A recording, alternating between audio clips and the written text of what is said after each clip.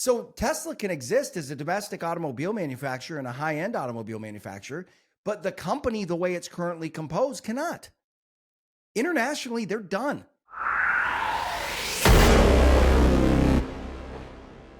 The opinions expressed in this program are for general informational purposes only and are not intended to provide specific advice or recommendations for any individual or on any specific security. It is only intended to provide education about the financial industry. To determine which investments may be appropriate for you, consult your financial advisor prior to investing. Any past performance discussed during this program is no guarantee of future results. Any indices referenced for comparison are unmanaged and cannot be invested into directly. Any references to performance of securities are thought to be materially accurate and actual performance may differ. As always, please remember investing involves risk. And we are back. And I finally get to say it again for the most scintillating hour in finance radio. Not really radio, because we're strictly podcasts now. But that was the people who listened to Know Your Risk Radio for a while. They remember that little tagline. It was always, I always got a good chuckle out of it because it's true, right? There wasn't a lot of finance radio. So by default, like I've always said, it's I love one-man races. Guaranteed wins. Anyway, no, it's fun because we're getting back into the format here and going to do an hour-long show every Friday, just like we used to. Kind of a weekly wrap-up. Chase won't be joining us today, but he'll be on the Friday shows probably more often than not. But this is rather than just going through the dots, right? This is the part of the show, and I just miss this because for years, every Friday, I'd sit down, and that was the only show that we'd do all week, right? Just the one. And it was just an excellent way for me to kind of summarize and organize and gather my thoughts for the week and kind of a week in review. And it was something that I really started to look forward to, just the process of it. The other thing is, that's why we do the dots every day. I just always loved arming people with information.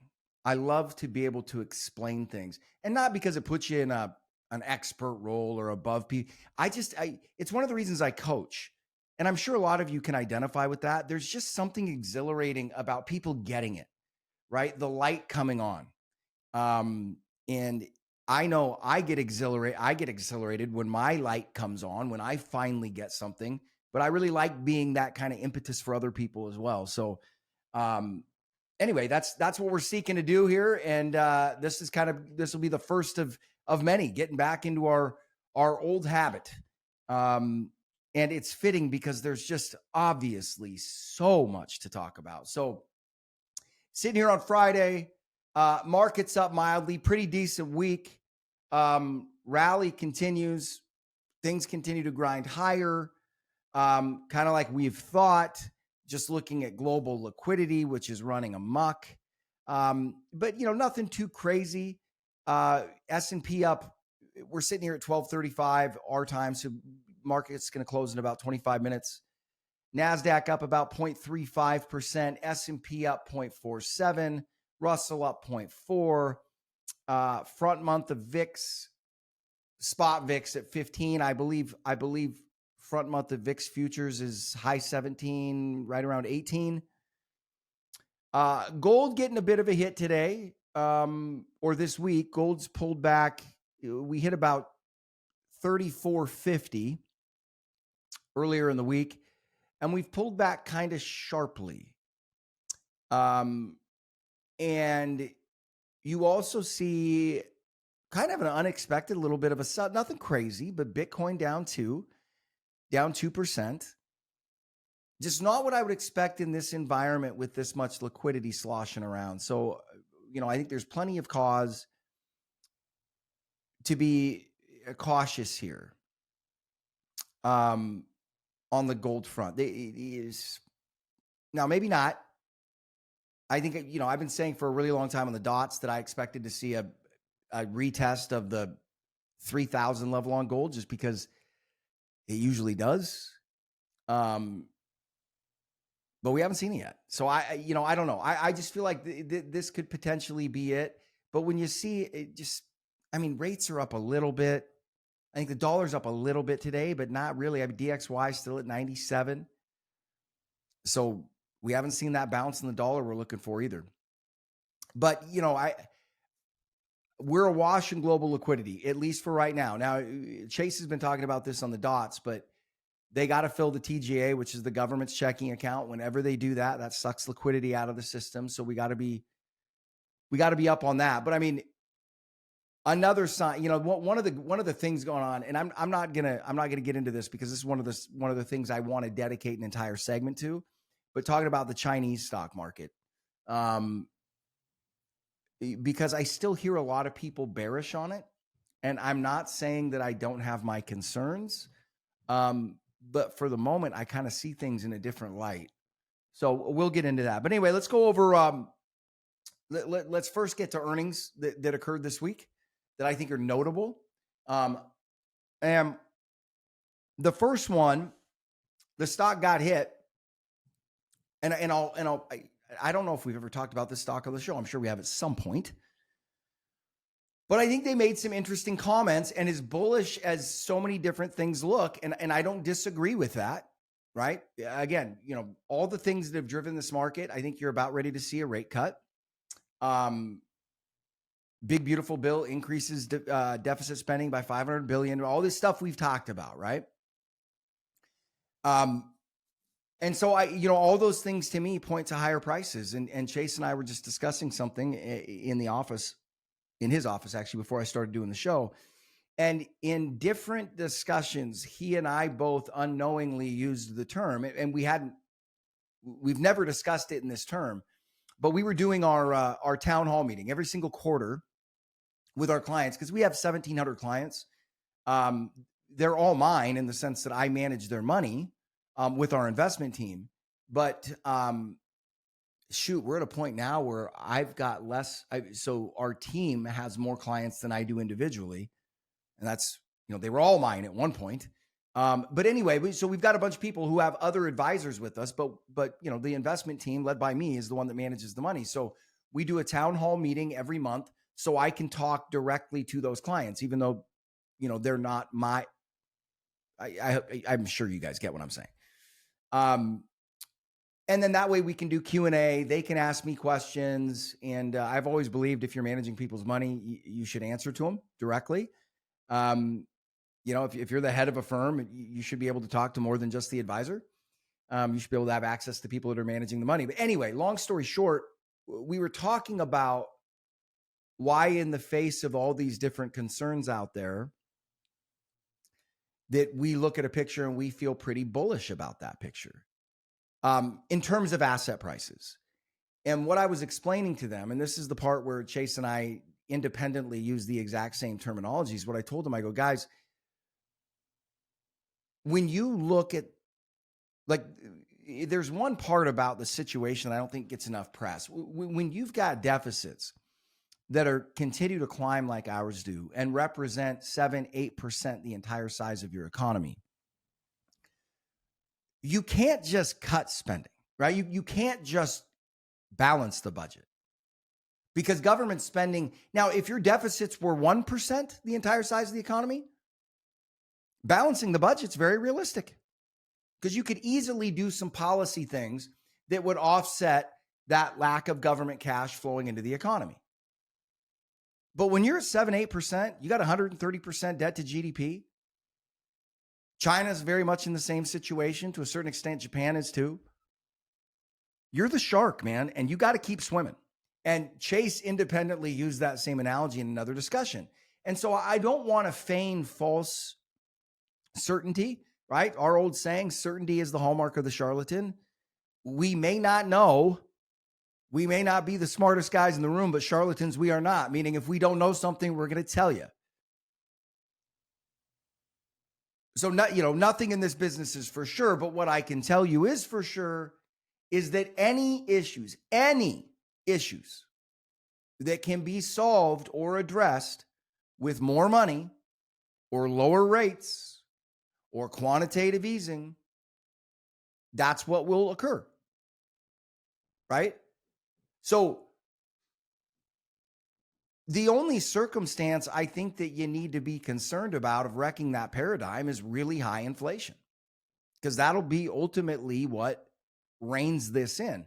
But until that hits,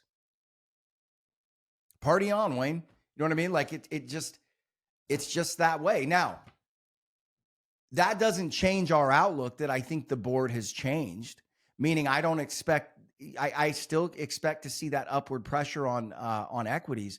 I just don't think I continue to believe, for all the different reasons that we've been discussing for a really long time, that the U.S. is not going to dominate that outperformance. And I think, quite honestly, it's not going to be, I will be surprised if the U.S. is in the top 10 of performing markets over the next year to two.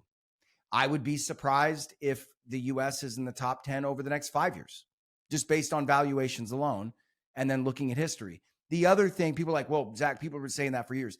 Yes, but COVID flipped things around. You're looking at emerging markets with legitimate economic momentum. You're looking at other places around the world that have legitimate economic momentum, that are seeing equities breaking out for the first time in 15 years. It has changed. I think a lot of that liquidity, first of all, lit things on fire. I think it also, maybe if just by comparison to us, their balance sheets look a lot better and it's giving them the confidence they need to do fiscal stimulus on their own. I think that's part of it. You know, because like you look at the Germans, for instance, the fact that the Germans appeared to be ready to pull the trigger on fiscal stimulus is pretty crazy, just because the Germans have always been against that. Goes back to the Weimar Republic days in the 20s, right? Being freaked out about inflation.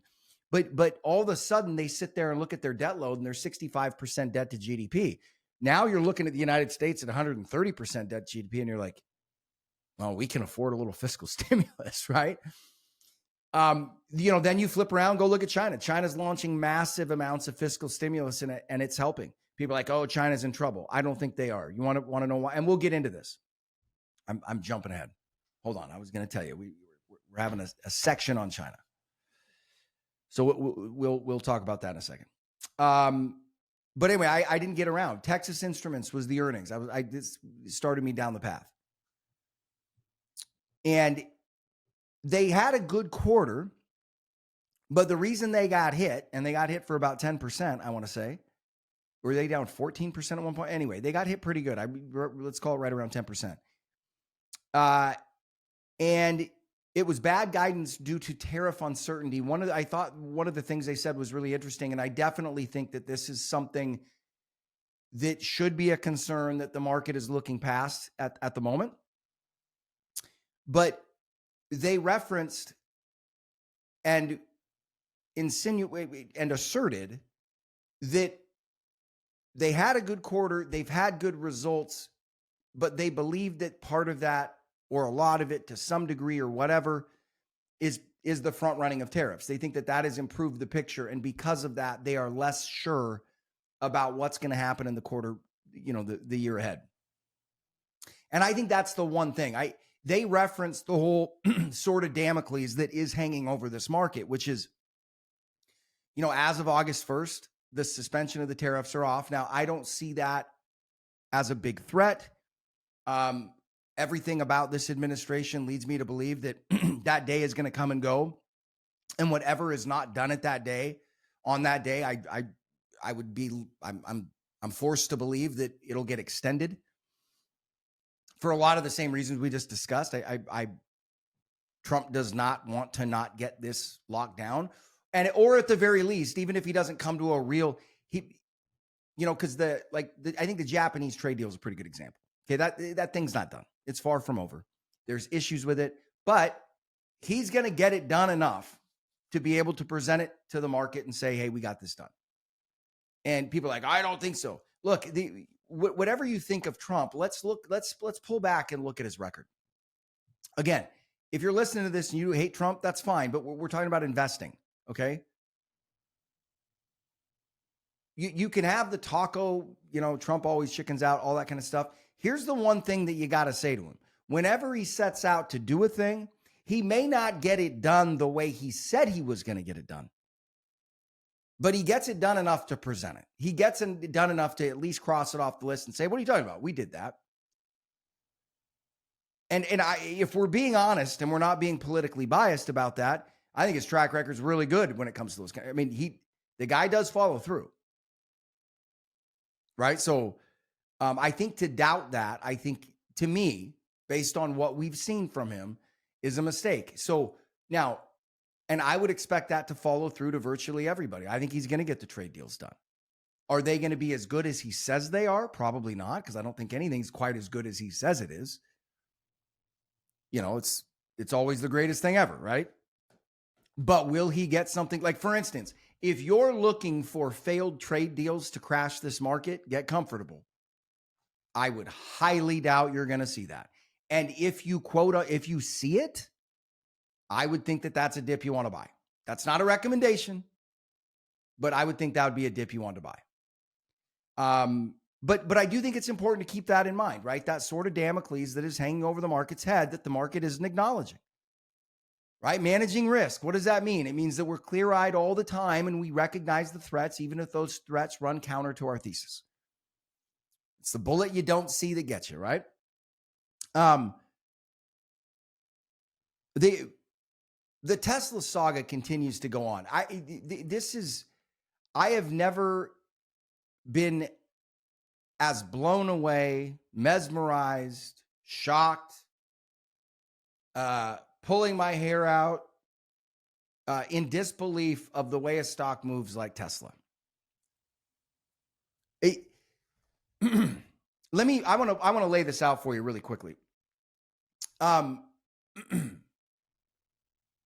Tesla's car business, the dream of Tesla, the aspirations of Tesla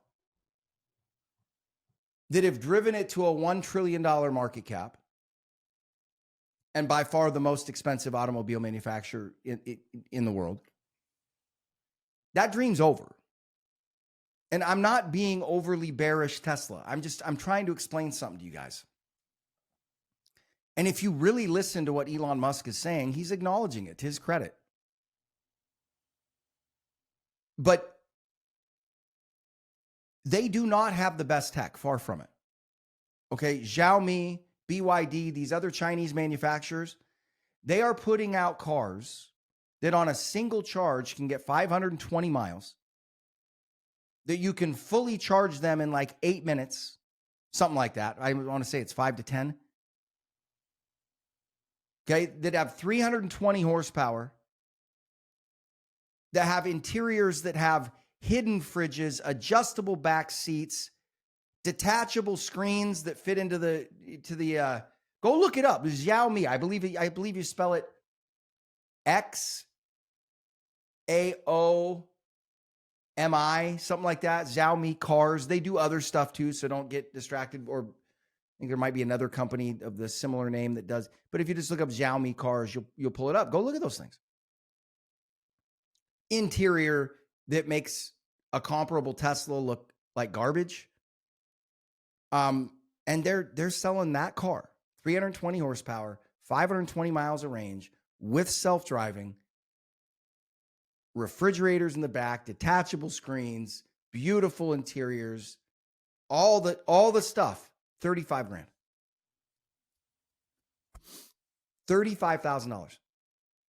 So people are like, oh, well, yeah, but we're going to put tariffs on them, so that'll help Tesla compete, possibly here in the United States, guys. But that's not that's not enough. Go look at their footprint. Go look at the factories they've built in China. Look at the factory they built in Germany. Look at the infrastructure they have. The company was built to be an international automobile manufacturer. Yeah, Zach, but robotaxis, full self-drive.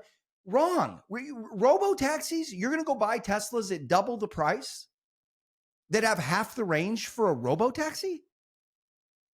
You're out of your mind. That's insane. No one's going to do that except Tesla. And if all their underlying cars are running at a cost that's double or double the competitors, they can't afford to. And remember, they don't have any margin to cut. One of the other things that drove their stock to where it is they have the highest margins in the automobile industry. That's no longer the case. They don't have any cushion. So how can their robotaxi business compete? Right? If your cost of entrance is double your competitors, that's game over. So Tesla can exist as a domestic automobile manufacturer and a high-end automobile manufacturer, but the company, the way it's currently composed, cannot. Internationally, they're done. And you're going to keep seeing double-digit drops in the stock. And again, it's not me trying to make a doomsday prediction about Tesla, but just go look at the competition and look at the price. We're not talking about an extra $7,000 for a Tesla. We're talking about double. I mean, I think a comparable Model 3, first of all, you can't get a Model 3 that's outfitted anywhere as good as that Xiaomi car is. And you can't get one that has that range. But if you were going to sit there, you'd have to get their high-end Model 3. I don't know. I mean, last I looked, I want to say that that's running like 60. Almost double. Musk himself has said without serious tariffs on their cars, we're going to be done. And I'm sitting there going, well, yeah, in the U.S., Musk, but internationally, all these countries around the world are not going to tariff their cars to keep your company afloat. And it's just I'm watching now. The stock has been beat up, and I was put out a tweet the other day that we have been shorting this thing every time it runs, and it's been an ATM, and we're certainly not going to press our luck. But the only reason we're not going to press our luck is because the irrational shareholder base. Ron Barron comes out today and he goes, "Now's the time to buy Tesla. It's going to the moon. It's going up huge from here. Everything's going to be EVs." And I'm looking at him going, Ron, I think you're right. I think everything is going to be EVs, and I don't think Tesla's going to sell them. Maybe here in the US again, but I've never seen a bigger disconnect from reality in a stock price in my life. I mean, other than like frauds and stuff, but I mean, I'm talking about a major company that's well followed, that's mature, that's understood. And I'm not calling Ron Barron an idiot at all. The guy was more right about Tesla on the way up, but the field has changed. Musk has acknowledged that. Oh, we're getting full self-driving. Everybody else has it already. And you don't have to pay extra for theirs. It's included in the car.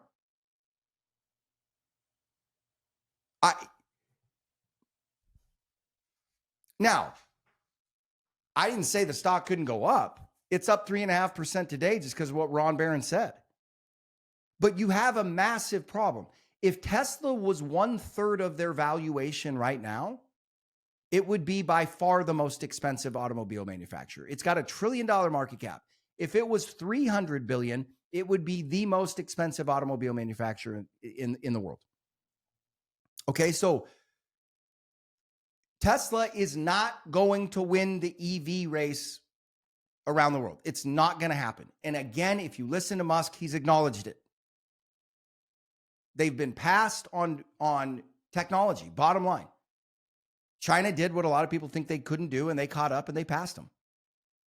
And then when you add in that built-in competitive advantage they have as far as labor and the fact that their government, helps out more, subsidizes more, the only way Tesla was going to stay in that fight is if they were putting something out, right? They needed to be like a generation or a generation and a half ahead to justify that price spread. Now they're not. Now they're almost double the price and giving you less goods. So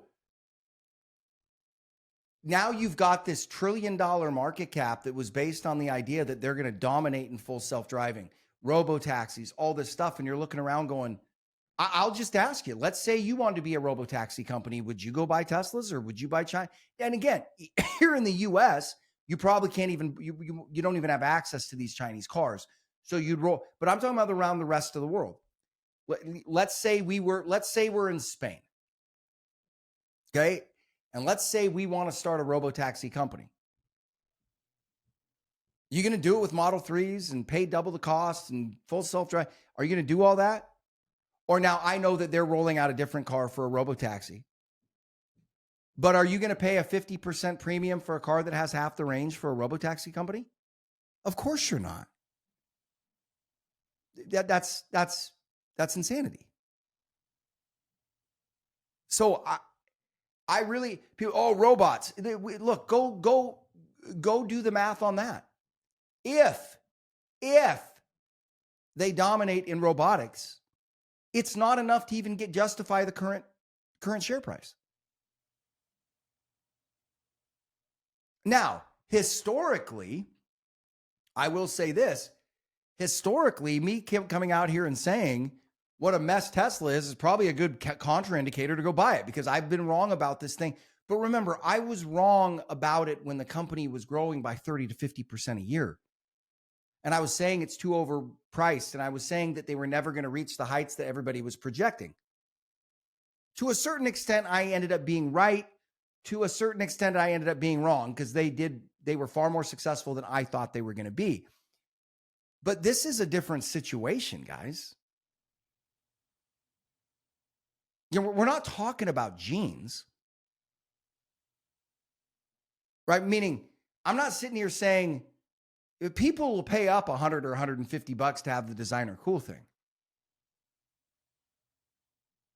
First of all, Tesla, I mean, we can all agree, for a variety of different reasons, Tesla is not as cool as it was seen. And that's a real problem, guys, for a car that costs almost twice as much as the competitor. And that competitor has better capabilities, better range, quicker charging, full self-driving that comes with it. I don't even understand the narrative at this price. Now, if you were looking at Tesla right here at $250, $300 billion market cap, again, it would still be the most expensive automobile manufacturer in the world.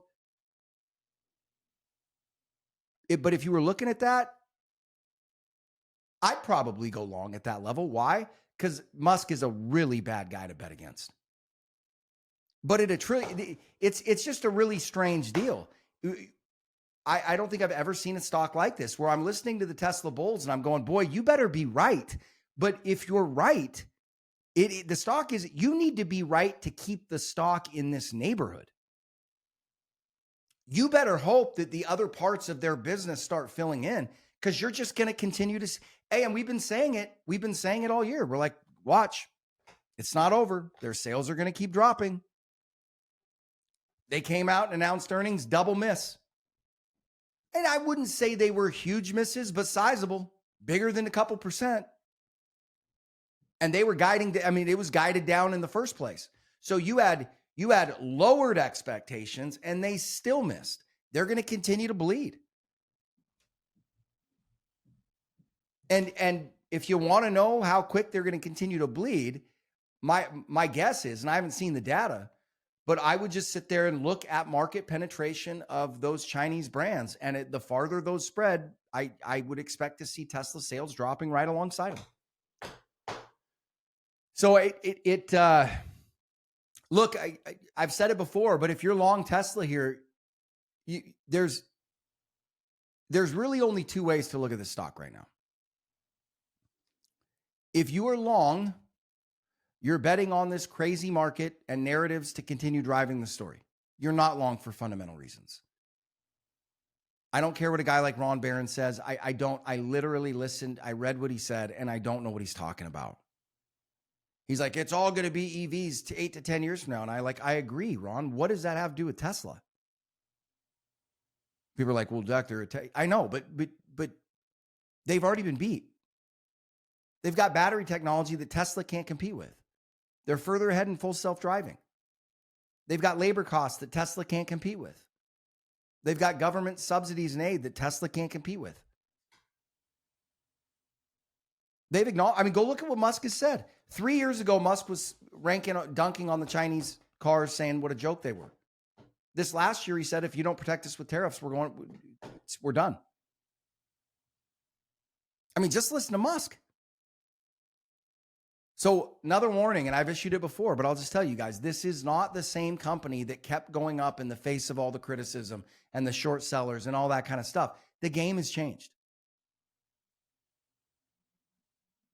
Remember, when Tesla was doing that, they were the only game in town. They were EVs.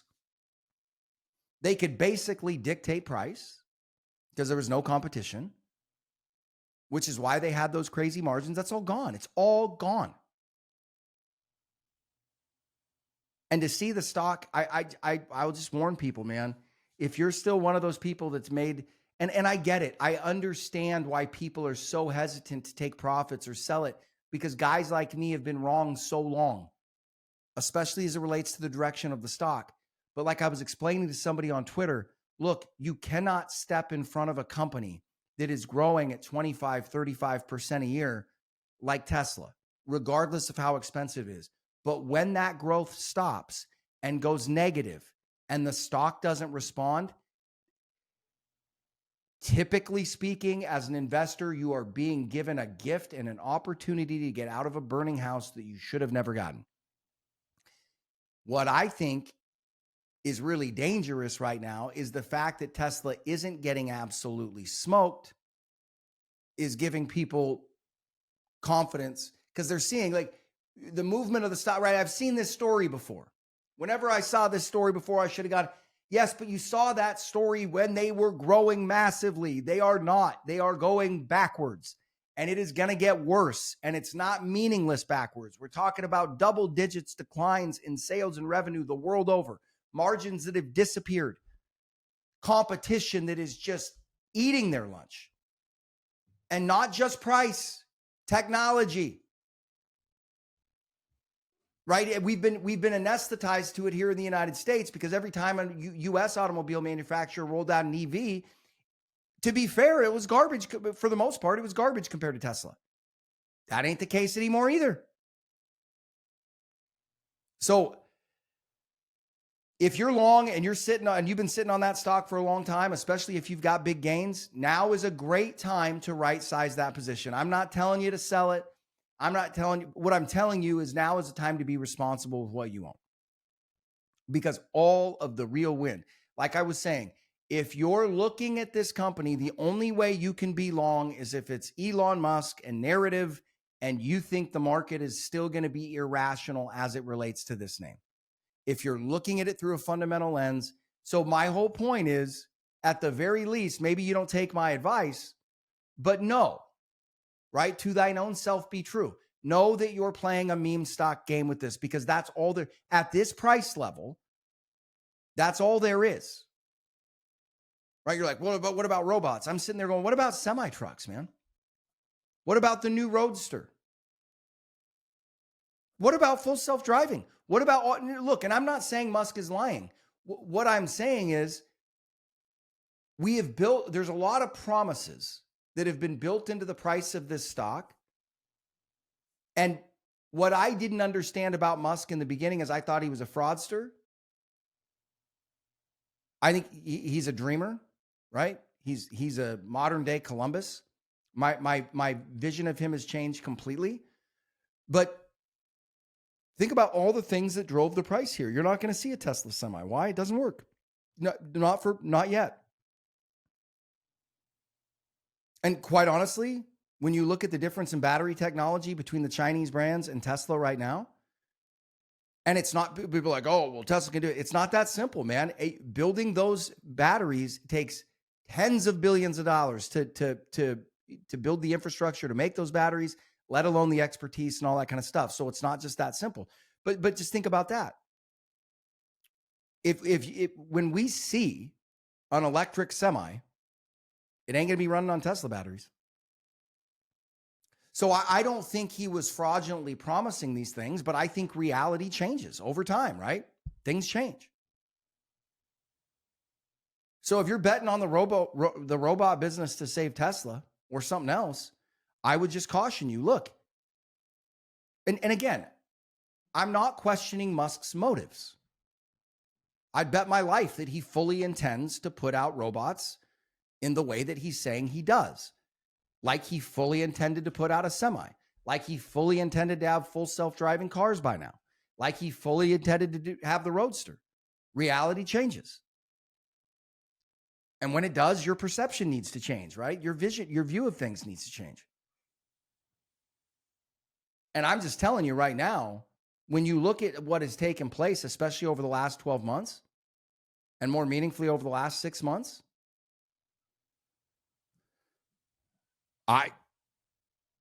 everything that underlies that story has flipped around.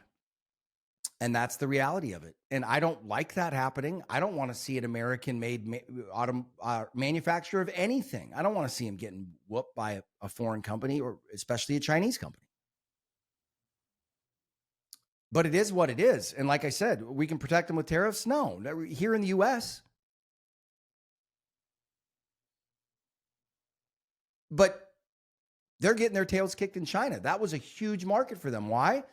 Well, because that's the one place where they can probably get closer to competing with price, because they can take advantage of lower cost labor too. But their cars aren't as good in the Chinese market, and their sales in China are dropping double digits, right? It's the international markets that are the issue. And and the robot business, I hate to break it to you, but the Chinese have a lead there too. So the long story here is just, and the other thing to be careful too is listen to Musk. All the stuff he's been talking about recently is XAI, Grok, Twitter, stuff that pertains to SpaceX. I listen to what he's saying. He's not giving up on Tesla. I'm not knocking the guy, but he sees exactly what we see. And he appears to and sounds like he's lost some interest, which I totally get. My whole thing is I'm just looking at Tesla going, part of me even wonders if he may not even end up rolling the robots out of Tesla. And the reason I say that is because if the robot business is anywhere close to what people think it can be, I don't understand how that doesn't get drugged down by the car side of things.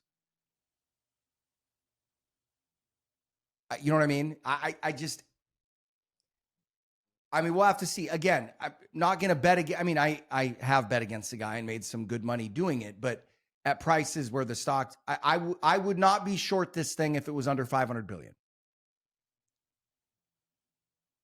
Just because you can't underestimate the guy, because he can pull rabbits out of his hat. But like Chase was saying, he needs to pull 100 rabbits out of his hat on this one. And that's the other thing I was saying. If you're going to launch a great business, or you're going to launch the robot business or something like that, I don't understand why you do it out of Tesla, knowing what we know now. Because like I said, if you do that, what you've got to hope basically is that the growth on the robot side can fill in. Do you see what I'm saying? So even then, on a real basis, all you'd be doing is just filling in the revenue and profit that you were losing on the backside of the car business shrinking. Could they right size the car business? I don't know. I haven't dug into it that deep, but I would doubt it, just because of the CapEx that they've spent internationally, setting up international stores, dealerships, factories, gigafactories, all that kind of stuff. They built this company to be a global automobile manufacturer, and it's lost that game. Maybe not permanently. I guess you can't put out the possibility, but but then you get down to the cost side. I don't know how they're not 15% cheaper. They're like 40. And that's with Tesla's margins squeezed to nothing. So it just kind of is what it is. The opinions expressed in this program are for general informational purposes only and are not intended to provide specific advice or recommendations for any individual or on any specific security. Any references to performance of securities are thought to be materially accurate, and actual performance may differ. Anyway, back to Google. Different story there. This one is kind of baffling as well. Okay, so let's reiterate. Google is the biggest company in terms of, hold on a second. Let me see. What was NVIDIA revenue? Let's check this out. I don't want to give you guys misleading info here. Let's see what NVIDIA revenue was in 2025. Come on, Google, let's go. Yeah. So when you want to look at profit and revenue, I believe, I'm trying to think. I believe Google is the largest company in the world. They're producing more revenue and profit. Most people don't realize this. More profit and revenue than Apple, more profit and revenue than Microsoft, more profit and revenue than NVIDIA. And they're trading at 20 times earnings. Apple's at 33, 34. Microsoft's over 40. NVIDIA's 40, 46. NVIDIA's a different story. I'll throw that one out of there. And the people that the bears on Google all say, well, that's, AI is going to, and we've talked about this many times, AI is going to kill search. Okay, so check these numbers out. AI is going to kill search, huh? Earnings release that they just had, search grew 11% year over year.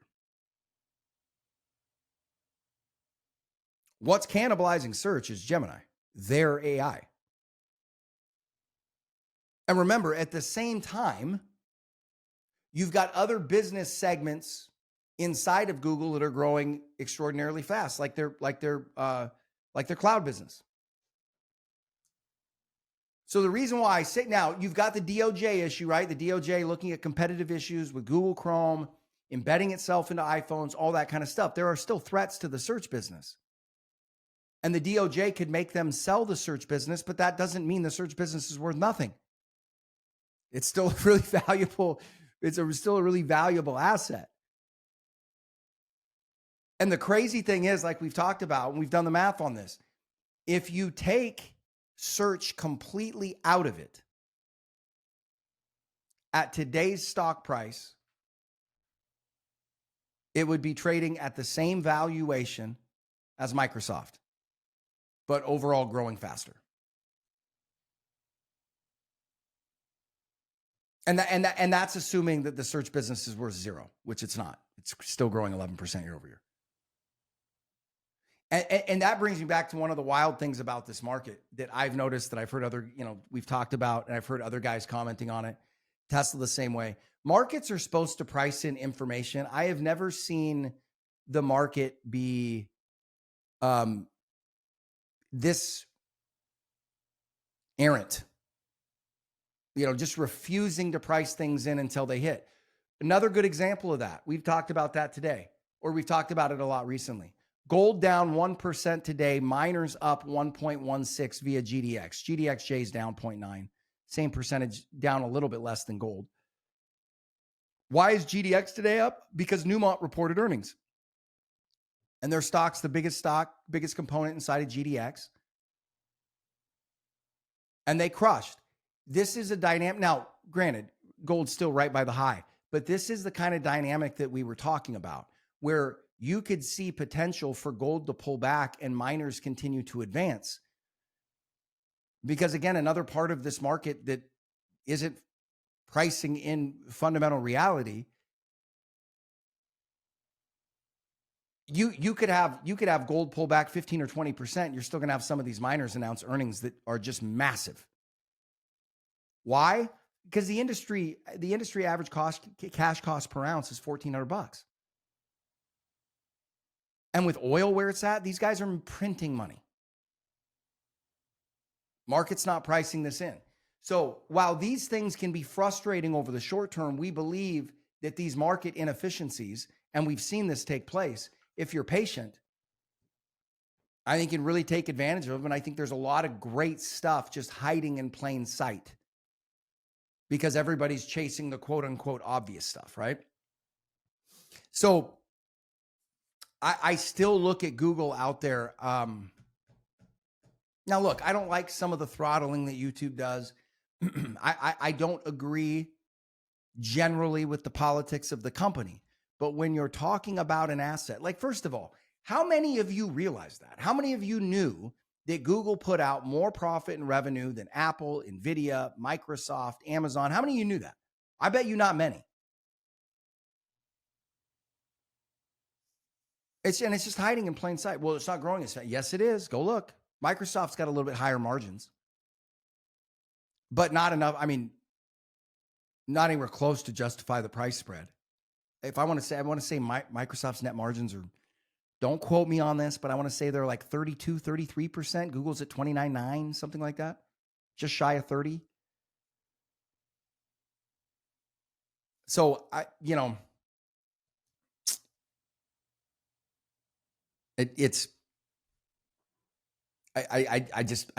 think that these inefficiencies, like I said, while frustrating over short periods of times, that's where the gold is, right? We've got to be patient. We got to take advantage of these issues. And again, I'm not saying to go buy or sell these stocks that I'm talking about. I'm saying that, in my opinion, these are examples of market inefficiency that that we can take advantage of. The other one that came out this week, the Japanese trade deal. We talked about this on the dots a lot. I think it's important because it's a trade deal with a major ally. We got to pay attention to it. It appears right now that we kind of jumped the gun a little bit. It looks like there's some things that need to be sorted out there. Shocker, Trump's going to say it's all tied up right before it is, right? There's questions about where that $550 billion investment's coming from. We got to iron that out. The part of the deal, we said this over the dots, the part of the deal that was a bit of a head scratcher to me, and I've got to believe the administration is going to deal with this in some way, shape, or form.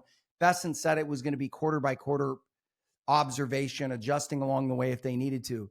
But when you look at the trade deal and the 15% tariffs on China, and when you consider the steel tariffs that are currently that would be forced to be paid by U.S. automobile manufacturers, this trade deal appears to give Japan a competitive advantage, one that they didn't have prior, especially in the automobile industry.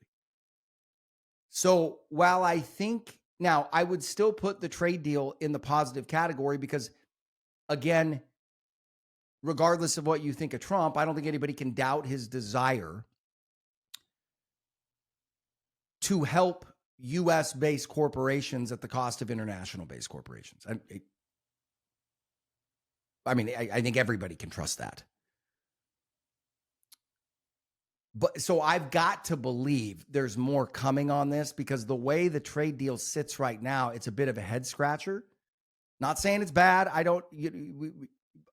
It's just a head scratcher. So again, I'm just left to believe that there will be additional things added to it or carve outs or something to address that. Maybe it's something we'll do on our side. I don't know. We'll have to wait and see, but I can't believe that's the only thing going on here.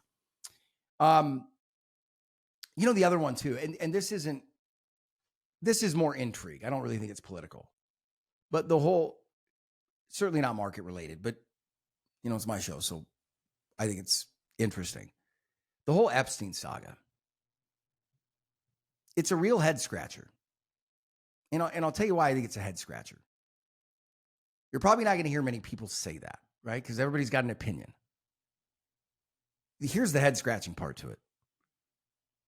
Two administrations that could not be further apart from each other both have a very similar posture on this. Now, I don't want to speculate. Yes, I do, because that's what we're all doing here. But as I've seen this administration dealing with this Epstein issue, and I compare it to the way it was dealt with under the Biden administration, I feel very certain. Let me say, I feel greater than a 50% chance. I feel greater than a 50% certainty. So I think it's highly more possible or highly more likely than not that one of two things is going on and potentially both things simultaneously are going on. One, there are enough names in those files and bipartisan names to where there are legitimate concerns about government stability releasing that list, or not so much government stability, but nobody on Capitol Hill benefits from that list being released. That's got to be one. And people are like, no, it's Trump. No, if it was just about Trump, they would have released it under Biden. They certainly would have released it after Trump won the election, but before he took office. I'm not saying he's not in the file. He is. But I would also think there's probably a lot of people that are in the file that are not tied directly to pedophilia and sleeping with underage girls. And what I mean by that is there's just a lot of people that would have been at parties with him. I'm sure there were people that went to his house in New York that were, we know there's several of these people that have no long-standing history with Epstein, but brushed, elbows with him, brushed shoulders with him at times. Now, maybe Trump is in there. I'm just saying I highly doubt it, or they would have thrown it at him. Unless a bunch of their people were in it. Okay, so that's scenario number one. The other one would be that when people look at this scenario, whether you were in the Biden administration or whether you're in the Trump administration, it handcuffs you. And what I mean by that is you look at it and based on foreign assets or foreign intelligence agencies or whatever, that if you release that information, you burn them, which simultaneously compromises this operation, that operation, all where you see this web where you're like, we can't do this. Or a combination of the two. But when you're looking at this scenario the way it lies right now, I don't see how you come to any other conclusion. Now, what I wish they would do, and I'm not going to hold my breath because regardless of who's in power, I never see government do this. What I wish they do is just come out and level with us. Sit there and say, okay, here's what we can give you, but there's a lot of things that we cannot. And the reasons for it are they involve national security and they involve other countries and other countries that we partner with. And we would blow up too many people doing this. We apologize for that. Like, you can say it without saying it. And if we're going to want to build the kind of trust that we need to get this country back on track, to at least push down the divisiveness, that's the kind of openness and transparency we need. We really do. And because we need it, I would highly doubt that we're going to see it. Okay, so now let's pivot to I've ran long on a lot of this other stuff, but I want to pivot to the China thing because I think it's really important. So when looking at China right now, and there's some guys that I really respect also saying this, you don't hear any China bulls out there today. And you'll hear different reasons that the stimulus they're providing isn't extensive enough, which, if it matches the numbers that the Chinese government is stating, I think that's crazy because the stimulus is massive. I want to say as a percentage, it's pretty similar to the amount of stimulus that we threw out during COVID. But there's doubts about the efficacy about that and all that kind of stuff. Here's where I've got to fall on this.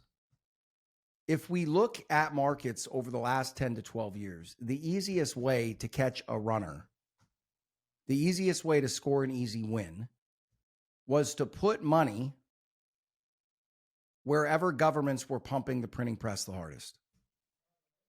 Now, there's situations where that didn't play out well for investors, depending on, currency valuations, things like that. Meaning there's places where governments were printing and it generated too much inflation, and maybe you made money on the underlying stocks, but you lost when you factored in FX movements, the fact that their currency dropped so much more than ours, or wherever else you were in the world.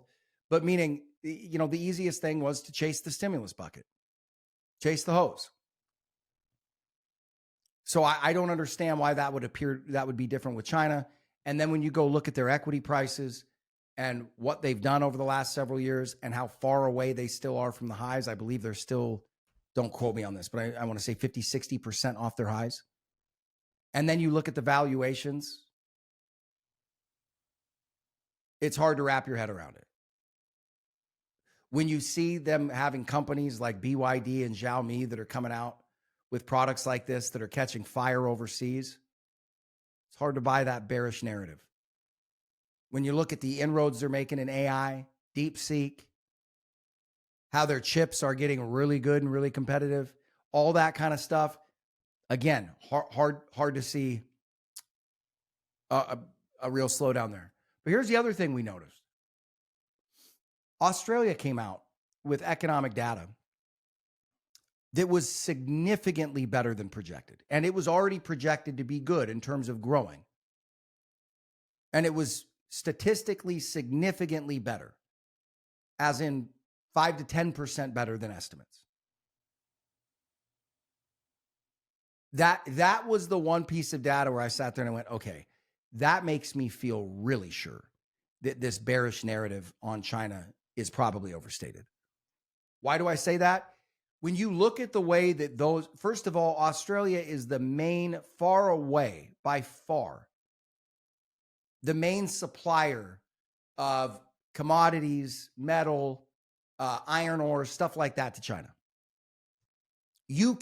They can't post growth numbers like that without trade with China picking up. That to me is the tell. Now,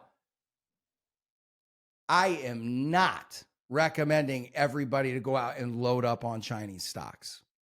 Okay? Not at all.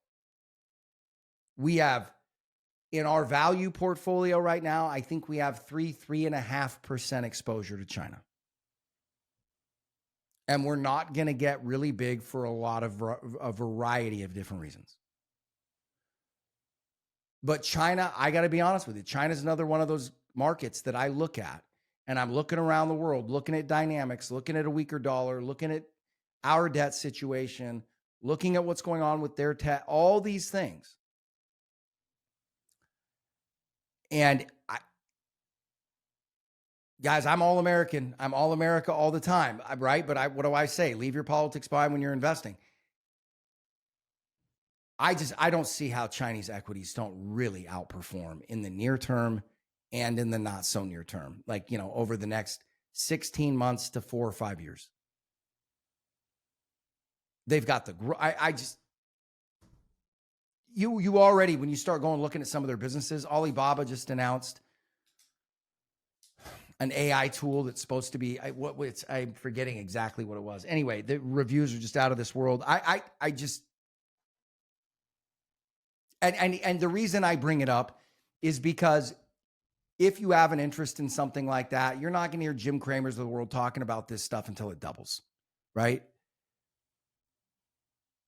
And again, not issuing a recommendation, but I do think it is appropriate, if in a well-diversified portfolio, to have some Chinese exposure here.